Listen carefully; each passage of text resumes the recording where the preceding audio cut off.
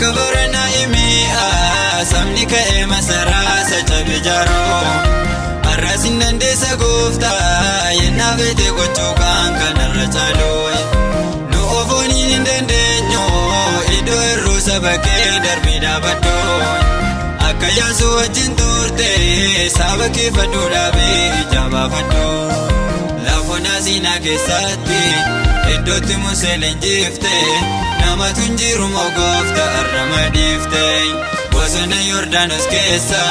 deemsiftee ta'olee asii morkataa raajota ba'aalarras nuuf kaasi nama naafaa dhugaa qabu sababa hojuudha kan baasu arrasiin dandeessa gooftaa dibdee as baasu.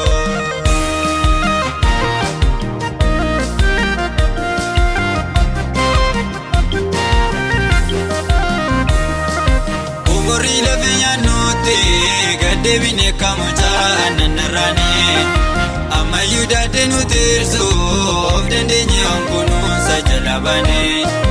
maqaadhaan sitti waamamna garuu baatan irraa nu hojii gate al tokkitti nu yaadadhu akka Saamsoon ija ormootaa duratti laafona siinaa keessatti iddootti musee leenjifte namatu injiru moo gooftaa arrama dhiifte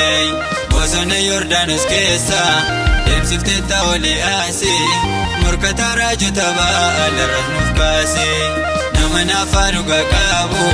sababa hojuudha kan baasu arrasiin dandeessa gooftaa dibdee as baasu.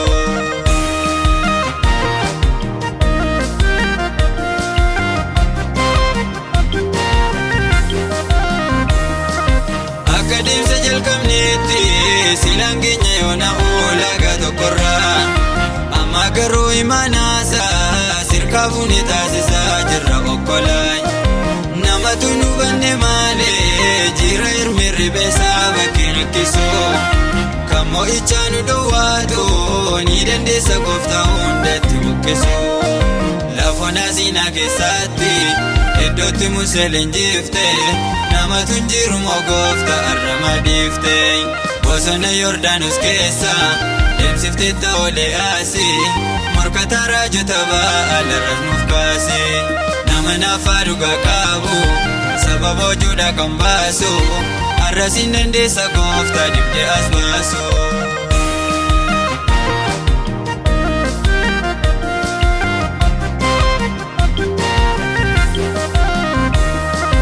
Rakkinni lafonaatti bara durii waldaa Israa'eliin qaqqabe arras mul'achuutti jira sabni kee garee adda addaatti caccabe qooda gungumiin bayaate lafonaatti marrataan ka'e nu